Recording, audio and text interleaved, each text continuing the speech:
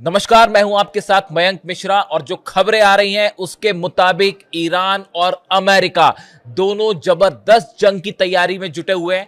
जहां एक और अमेरिका ने जितने अपने 19 जहाज खड़े हैं उन सभी जहाजों पर मिसाइल्स पहुंचानी शुरू कर दी है और दूसरी तरफ ईरान ने भी अपनी सुरंगों से मिसाइल्स निकाल दी हैं, नए लॉन्चर्स निकाल दिए हैं। लेकिन इसी बीच एक बड़ी खबर, एक ऐसी खबर जिसका जिक्र शायद आपने पहले सुना हो ना सुना हो, मैं बताना चाहूंगा आपको।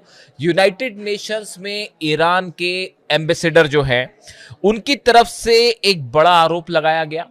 अमीर सईद इरावानी साहब जो हैं यूनाइटेड नेशंस में ईरान के एम्बेसडर हैं, उनका कहना है उन्होंने डोनाल्ड ट्रंप और अमेरिका के लिए, खास तौर पर डोनाल्ड ट्रंप के लिए डकैत शब्द का इस्तेमाल किया है। उनका कहना है कि डोनाल्ड ट्रंप और अमेरिका डकैती कर रहे हैं और आतंकवाद को बढ़ावा दे रहे हैं। अब ये बात ईरान ने क्यों कही? ये बात ईरान ने इस रेफरेंस में कही। ईरान का कहना है जिस तरह से अमेरिका ने हॉर्मूज को ब्लॉक कर रखा है, ईरान के जहाजों को रोका जा रहा है, ये आतंकवाद को बढ़ावा देने जैसा है। इसके साथ ही उनका यह भी कहना है, ईरान का यह कहना है कि जो ईरान के जहाजों पर अमेरिका ने और डोनाल्ड ट्रंप ने कब्जा किया है, यह सरासर डकैती है। यह समुंदर में जो लुटेरे होते हैं, समंदर के जो डकैत होते हैं, वो जो हरकत करते हैं, वैसी हरकत डोनाल्ड ट्रंप और अमेरिका कर रहे हैं। इसके साथ ही उन्होंने कई बातें कही हैं जो बेहद अहम हैं। देखिए, अमीर सईद इरावानी जो एम्बेसडर हैं ईरान के, वो अपनी हर बात को बड़ी साफगोई से रखते हैं और बड़े एग्रेसिवली रखने के लिए जाने जाते हैं। और यूनाइटेड नेशंस में उन्होंने ये बात कही है, एक चिट्ठी लिखकर ये बात कही। उनका कहना ऐसा है कि अमेरिका ने जिस तरह से ब्लॉक कर रखा है हॉर्मूज को, अब ईरान को पूरा अधिकार है इसका जवाब देने का। बात नंबर एक, इशारे समझिए क्या कह रहा है ईरान। दूसरी तरफ वो ये कह रहे हैं कि जिस तरह से जो कब्जे में लिया गया ईरान के जहाजों को, जो अमेरिका की नेवी ने कब्जे में लिया है, ये पूरी तरह से गैर कानूनी है और इंटरनेशनल लॉ की धज्जियां उड़ा रखी है अमेरिका ने। ये पूरी तरह से दादागिरी है और ये पूरी तरह से असंवैधानिक है। ईरान के अब तक 2 जहाज ऐसे हैं जिन पर हमला किया गया अमेरिका की तरफ से। इसको लेकर ईरान बेहद गुस्से में है। तो ये बात यूनाइटेड नेशंस में रखी गई कि ये डकैती की तरह है और एक डकैत की तरह अमेरिका व्यवहार कर रहा है, डोनाल्ड ट्रंप जो है वो व्यवहार कर रहे हैं। बात नंबर 1। बात नंबर 2, एक बड़ी बैठक फिर से हुई है व्हाइट हाउस में, जिसमें डोनाल्ड ट्रंप मौजूद थे, मार्को रूबियो मौजूद थे, पीट हेग्सेथ मौजूद थे। अमेरिका की सेना से जुड़े हर बड़े अधिकारी को उसमें शामिल किया गया और इस बैठक में 2-3 ऑप्शंस पर विचार हुआ कि अब क्या करना है। उसके बारे में शॉर्ट में जानना जरूरी है कि डोनाल्ड ट्रंप क्या करने जा रहे हैं अब आगे। देखिए, पहली बात तो ये कही गई, ईरान की तरफ से जो प्रस्ताव आया है, ईरान ने अपने प्रस्ताव में साफ कर दिया है कि पहले जो जहाज लेके खड़े हैं, आप ये जहाजों को यहां से हटाइए तो हम हॉर्मूज खोल देंगे। न्यूक्लियर डील पर अभी कोई बात नहीं होने वाली, यूरेनियम पर अभी पहले दौर में कोई बात नहीं होगी। पहले आप ये जहाज हटाइए, उसके बाद बात की जाएगी। ये प्रस्ताव डोनाल्ड ट्रंप को मंजूर नहीं है। तो अब पहले ही जो रणनीति तैयार की गई है डोनाल्ड ट्रंप की तरफ से, वो ये कि जिस तरह से अभी ईरान को घेर के खड़ा रखा गया है, अपने जहाजों को, हॉर्मूज को जिस तरह से घेर कर रखा गया है, कुछ दिन तक, आने वाले कई और दिनों तक इसी तरह से घेर कर खड़ा रहा जाए। ये पहली थ्योरी थी, पहला ऑप्शन डोनाल्ड ट्रंप के सामने। डोनाल्ड ट्रंप ये चाह रहे हैं कि ईरान का जो ऑयल है, मैंने आपको कल अपने पिछले वीडियो में बताया था कि ईरान के जितने ऑयल वेल्स हैं, कुएं हैं, वो पूरे फुल हो चुके हैं क्योंकि एक्सपोर्ट बहुत कम हो रहा है। ईरान में बहुत तेजी के साथ जो कुएं हैं उनमें बहुत तेजी के साथ ऑयल बनता है, ऊपर की तरफ आता है, वो फुल हो गए हैं। तो ऐसे हालात में वो कुएं पूरी तरह से खराब हो सकते हैं। अगर कोई भी कुआं पूरा भर जाए तो और उसमें पानी मिल जाए या किसी तरह का कंटामिनेशन हो जाए तो खराब हो जाता है कुआं, हमेशा के लिए बंद करना पड़ता है उसको। इस सूरत हाल में उसको खाली करना जरूरी है। तो ईरान ने अपने ही ऑयल में निकाल के कई जगह आग लगानी पड़ी।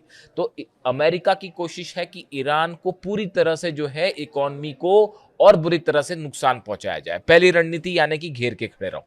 उसके अलावा दूसरा ऑप्शन यह है कि पहले घेर के खड़े रहिए और फिर धीरे से हमला कर दीजिए। यह दूसरा ऑप्शन था जिस पर चर्चा हुई।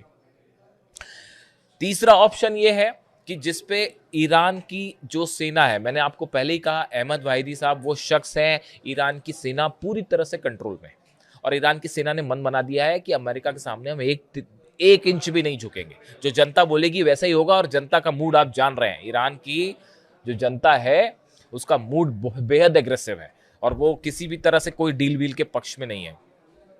देखिए मेरे से मैं अब चूंकि डील की एक बार फिर बात हो गई है, तो कल मैं एक कमेंट पढ़ रहा था, संभवतः पाकिस्तान के मेरे किसी व्यूअर ने जो है वो कमेंट भेजा और उन्होंने मुझसे ये सवाल किया कि आप पाकिस्तान में जो डील की कोशिशें हो रही हैं पाकिस्तान की तरफ से, अमेरिका और ईरान में डील हो जाए, आप इनका विरोध क्यों करते हैं? इस कोशिश का क्या पाकिस्तान में ये कोशिश हो रही है इसलिए आप विरोध करते हैं इसका? देखिए मैं आपको कहना चाहूँगा कि ये डील इस्लामाबाद में हो या बातचीत इस्लामाबाद में हो या ओमान में हो या जिनीवा में हो, पहले जो 6 दौर की बातचीत हुई वो तो पाकिस्तान में नहीं थी। तब भी मेरी ये राय थी कि इस डील के जरिए सिर्फ ईरान को धोखा देने की कोशिश है, और ये मेरी ही राय नहीं थी, ये ईरान के सुप्रीम लीडर अली खामनेई साहब की भी राय थी। मैं अब भी सुप्रीम लीडर की जब भी बात होती है तो अली खामनेई साहब ऐसा लगता है कि अभी भी वही सुप्रीम लीडर हैं, तो वो कभी ऐसी मिस्टेक हो जाए तो उसको अन्यथा ना ले आप। तो मैं यही मान के चलता हूं कि अभी भी अली खामनेई साहब ही सुप्रीम लीडर हैं और उन्हीं के राह पे ही पूरा ईरान चल रहा है साहब। तो देखिए वो खुद इस बात को बोल के गए थे, आप उनके एक्स मीडिया पे जो वीडियोस पड़े, जो एक्स पर उनके जो पोस्ट हैं आप वो देख लीजिए, आप उनके वीडियोस देख लीजिए। वो हमेशा यही कह रहे थे शुरू से आखिरी तक कि इनसे बातचीत करने का कोई मतलब नहीं होगा, क्योंकि अमेरिका की नीयत अच्छी, साफ और ट्रांसपेरेंट डील करने की नहीं है। अरे आप कुछ समझिए इस बात को, जो ईरान के सुप्रीम लीडर को अगर निशाना बना सकते हैं, उन पर कैसे विश्वास किया जाए? ये बात मैं नहीं कह रहा, ये बात ईरान की जनता कह रही है। विश्वास करने का तो सवाल ही नहीं उठता दूर दूर तक। आपको डील का कौन सा फ्रेमवर्क ये समझ में आ रहा है जिसमें जो है एक फ्री एंड फेयर डील की आप उम्मीद कर रहे हैं? बताइए मुझसे, फ्री एंड फेयर डील कैसे हो सकती है? ईरान का कहना बड़ा साफ है, भाई न्यूक्लियर एनर्जी रखना हमारा अधिकार है, हम पीसफुल काम के लिए अपनी न्यूक्लियर एनर्जी चाहते हैं, अपना यूरेनियम चाहते हैं, हमारे साइंटिस्ट ने उसको डेवलप किया है और ये हमेशा से ईरान कहता रहा। ईरान ने तो वो समझौता भी नहीं तोड़ा था जो 2015 में हुआ था बराक ओबामा के समय, और बाकी देशों के साथ ईरान ने समझौता किया था। उसे किसने तोड़ा था? डोनाल्ड ट्रंप ने तोड़ा था उसको। डोनाल्ड ट्रंप जब पहली बार सत्ता में आए थे तब उन्होंने तोड़ा था उसको, ईरान ने तो नहीं तोड़ा था। अली खामनेई साहब इस बात को जानते थे कि हमला होने वाला है साहब, और वो इस बात को बोल के गए हैं कि अमेरिका के साथ बातचीत का कभी कोई नतीजा नहीं निकल सकता। और ये भी एक ऑप्शन है अमेरिका के इसमें, जो मैं आपको ऑप्शंस गिना रहा हूं, इसमें एक ऑप्शन ये भी है कि अभी चूंकि फंस गया है अमेरिका, तो अभी आप बातचीत शुरू कर दीजिए जैसा पिछली बार हुआ, और कुछ समय बाद जब आप एक कंफर्टेबल पोजीशन में आ जाए तो फिर से हमला कर दीजिए ईरान पे। यही तो तमाशा चल रहा है पिछले, आप क्या समझ नहीं पा रहे ये क्या हो रहा है? पिछले समय से पहले 12 दिन की जंग हुई, फिर उसके बाद जो है 6 दौर की बातचीत हुई और बातचीत के बीच में हमला कर दिया। क्या मतलब इस बात का? तो क्या करे ईरान? अपना न्यूक्लियर अधिकार छोड़ दे? ईरान अपना यूरेनियम छोड़ दे? क्या करे ईरान? सरेंडर कर दे? क्या करना चाहिए ईरान को? यहां ईरान की जीत हुई है, और कम से कम मेरी समझ तो साहब यही कह रही है कि ईरान ने जबरदस्त जीत हासिल की है। होना तो यह चाहिए कि ईरान को, मुझसे पूछा जाता है कई बार कि ईरान ने क्या करना चाहिए, ईरान को पहले एक प्रेस कॉन्फ्रेंस करनी चाहिए तेहरान में, और ईरान के राष्ट्रपति उसमें शामिल हो, अब्बास अराक्ची साहब शामिल हो, सेना के प्रतिनिधि शामिल हो, और एक बड़ा अनाउंसमेंट किया जाए कि इसमें ईरान की जीत हुई है। पूरी दुनिया के सामने बात बताई जाए कि किस तरह से हमने अमेरिका को पूरे अरब देशों में एक एक ठिकाने उड़ा दिए, उनके जितने बेसिस थे। मैं आपको बताऊंगा पेंटागन क्या कह रहा है। पेंटागन ने हाथ जोड़ दिए, कह रहा है कि साहब हम ईरान की मिसाइल्स का मुकाबला नहीं कर सकते। ये रिपोर्ट आई है पेंटागन की कि जो हाइपरसोनिक मिसाइल्स हैं खुर्रमशेर और फतह 2, इसका और सेजिल का मुकाबला अमेरिकन डिफेंस सिस्टम नहीं कर सकता। ये रिपोर्ट पेंटागन ने सौंपी है डोनाल्ड ट्रंप को। और बताइए, आप जाके पढ़ लीजिए न्यूयॉर्क टाइम्स क्या कह रहा है और वॉल स्ट्रीट जर्नल क्या कह रहा है और वहां के अखबार क्या छाप रहे हैं इसके बारे में।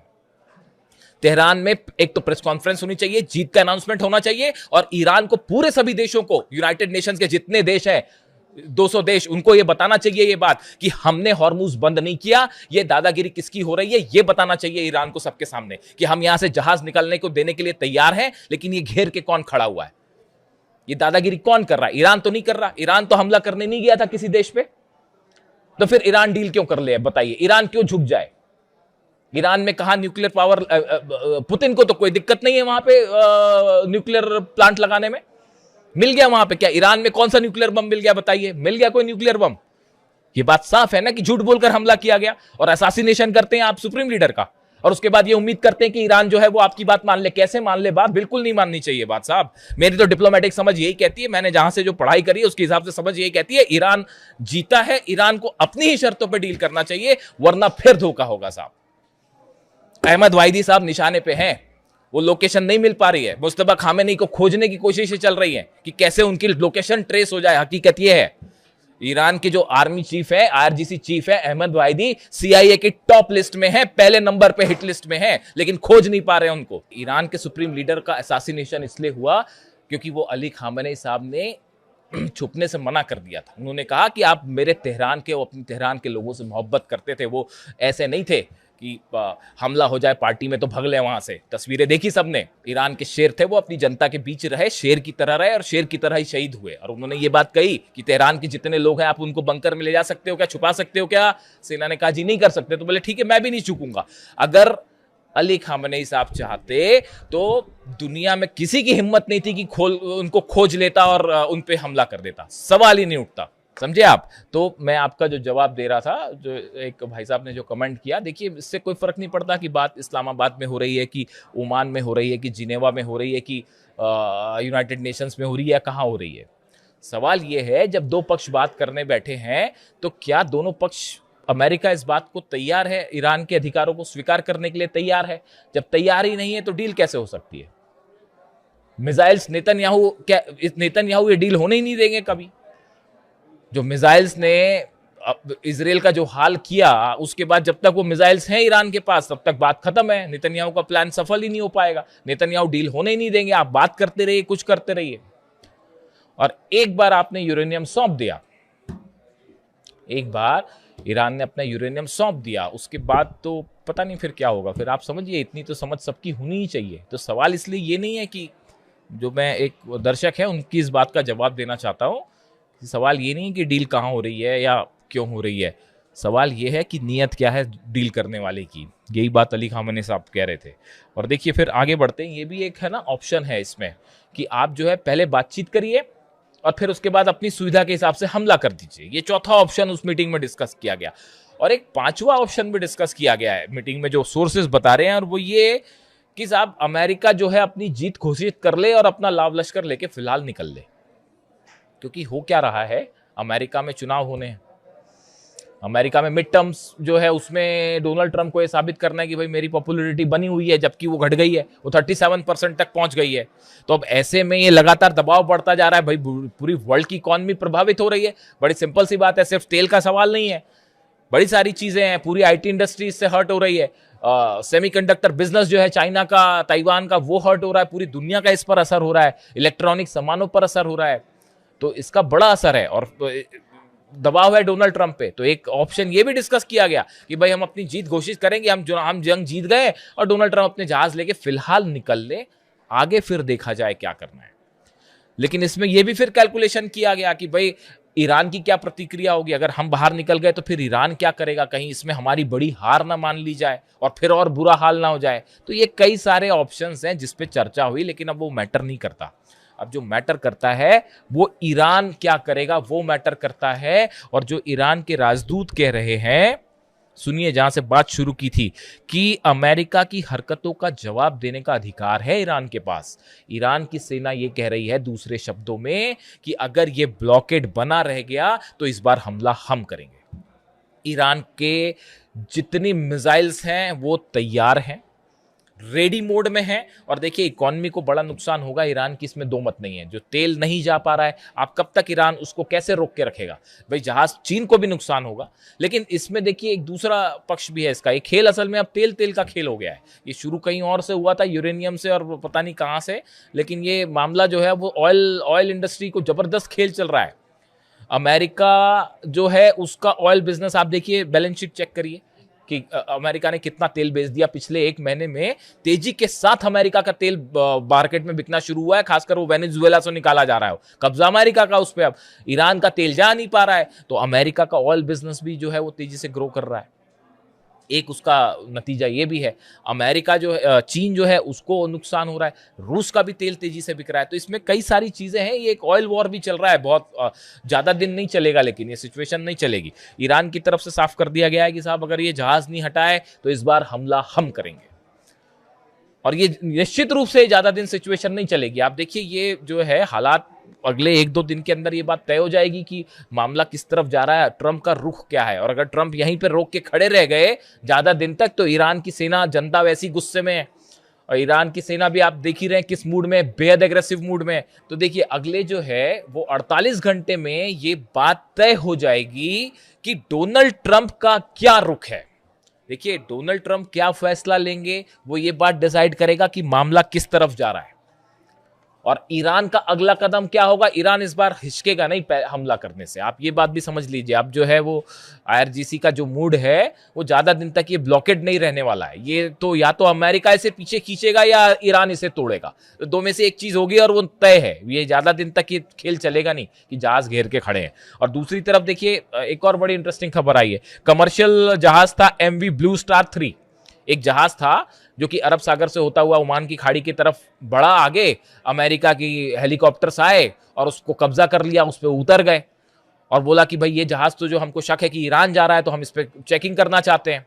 बाद में पता चला कि वो जहाज तो ईरान जा ही नहीं रहा था, वो जहाज तो ओमान ही जा रहा था। फिर उसके बाद फिर हेलीकॉप्टर में लदे और वहां से चल गए। ये तो इंफॉर्मेशन है अमेरिका की।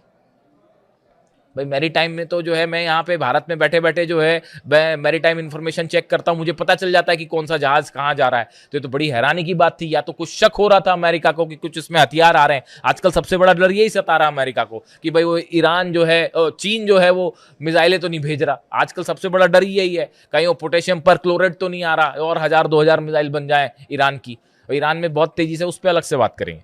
तो अभी हालात ये है कि वो जहाज पर उतरे, बाद में उसको छोड़ा कि बोले अरे गलत जहाज पकड़ लिया था साहब। तो ये हालात है। और दूसरी तरफ जो है पेंटागन की रिपोर्ट आई है कि हाइपरसोनिक मिसाइल्स तो रोकना बड़ा मुश्किल है। पेट्रियट और थार्ड खत्म है और जो नए एडवांस मिसाइल्स हैं उनको रोकना मुश्किल है। और ईरान कह रहा है अब की बार हम नई मिसाइल से हमला करेंगे, नई मिसाइल्स तैयार हैं।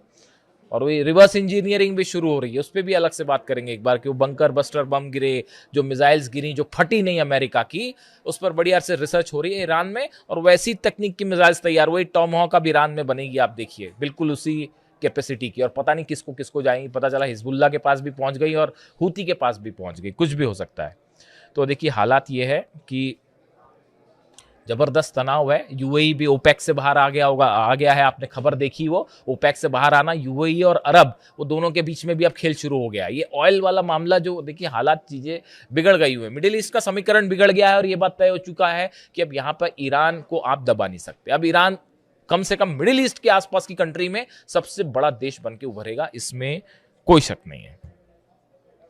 वीडियो कैसा लगा कमेंट करके बताइए। देखिए मैं अपने व्यूज रखता हूं, अगर आपको असहमति होती है तो आप कमेंट करके बताइए कि आप असहमत हैं, लेकिन मैं अपने हिसाब से अपने व्यूज रखता हूं। वीडियो कैसा लगा कमेंट करके बताइए। Thank you so much.